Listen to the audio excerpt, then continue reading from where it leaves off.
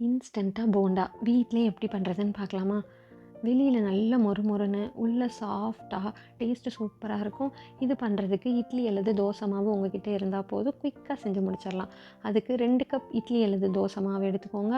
அது கூட 1/2 கப் மைதா மாவு, 1/4 கப் அரிசி மாவு, தேவையான அளவு உப்பு, 1/4 டீஸ்பூன் பேக்கிங் சோடா சேர்த்துட்டு நல்லா கலந்து விட்டுருங்க. இதில் ஒரு வெங்காயம், கொஞ்சமாக இஞ்சி, 2 பச்சை மிளகா, கொஞ்சமாக கறிவேப்பிலை, கொத்தமல்லி சேர்த்துட்டு எல்லாத்தையும் கை வச்சு நல்லா கலந்துருங்க. இந்த மாவு கெட்டியாக இருக்கணும். கடைசியாக இதில் கொஞ்சமாக சீரகம் சேர்த்துட்டு அதையும் கலந்து விட்டுருங்க. உங்களுக்கு மாவு தண்ணியாக இருந்தால் மைதா மாவு இன்னும் கொஞ்சம் ஆட் பண்ணிக்கோங்க. மாவை கொஞ்சமாக பால் ஷேப்பில் எடுத்து நல்ல சூடான எண்ணெயில் மெதுவாக ப்ளேஸ் பண்ணிடுங்க. மீடியம் ஃப்ளேமில் வச்சு டீப் ஃப்ரை பண்ணிடுங்க. ஒரு சைடு லைட்டாக வெந்ததும் இன்னொரு சைடு திருப்பி விட்டுருங்க. நல்லா எல்லா பக்கமும் தள்ளி விட்டு டீப் ஃப்ரை பண்ணி எடுத்திங்கன்னா கிறிஸ்பியான இன்ஸ்டண்ட்டாக போண்டா வீட்டிலே செஞ்சிடலாம். டேஸ்ட்டு சூப்பராக இருக்கும்.